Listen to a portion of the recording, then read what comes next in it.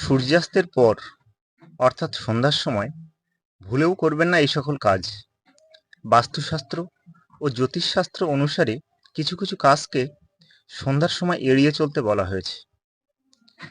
আমরা আমাদের কর্মজীবনে প্রতিটা মুহূর্ত কর্ম নিয়ে ব্যস্ত থাকি। কিছু কর্ম থাকে রুটিনের মধ্যে, আবার কিছু কর্ম থাকে রুটিনের বাইরে। রুটিনের মধ্যে যে সকল কর্ম থাকে সেগুলি বেশিরভাগ সময়ই সময় অনুযায়ী, কিন্তু রুটিনের বাইরে যে সকল কর্ম থাকে তার বিশেষ কোনো সময় নির্ধারণ থাকে না। আমরা ভুল করে বা অনেক সময় সূর্যাস্তের পর অর্থাৎ সন্ধ্যার সময় কর্ম করে থাকি। কিন্তু আপনি কি জানেন সন্ধ্যার সময় কোন কোন কাজ আপনি করবেন না বা কোন কোন কাজগুলো করতে নেই? এই সকল নিষিদ্ধ কাজগুলি করলে তার ফলাফল কতটা খারাপ হতে পারে?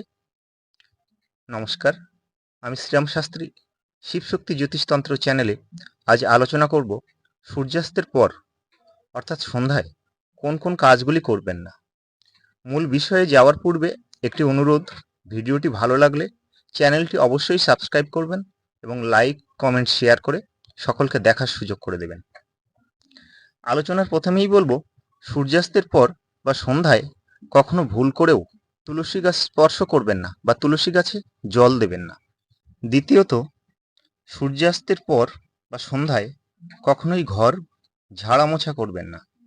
তৃতীয়ত, এই সময় চুল আঁচড়াবেন না।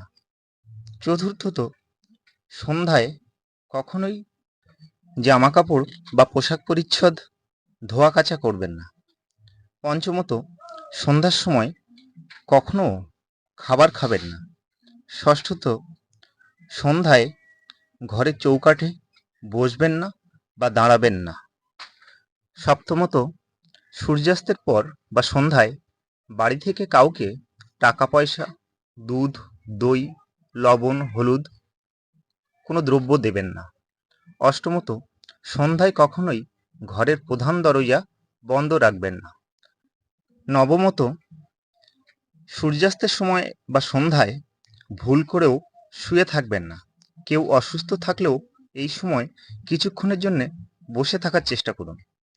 দশমত, কখনোই সন্ধ্যার সময় ঘরের মধ্যে অন্ধকার করে রাখবেন না। বিদ্যুৎ সরবরাহ বন্ধ থাকলে অন্ততপক্ষে একটি দীপ বা মোমবাতি ঘরে জ্বেলে দিন। জ্যোতিষ ও বাস্তুশাস্ত্র অনুযায়ী সন্ধ্যায় এই কাজগুলি করলে বাস্তুদোষ বৃদ্ধি পায়, গৃহলক্ষ্মী অসন্তুষ্ট হন, অভাব অনটন বৃদ্ধি পেতে থাকে। তাই এই সকল কাজগুলি থেকে বিরত থাকুন, সুখে স্বাচ্ছন্দ্যে থাকুন। নমস্কার। হর হর মহাদেব।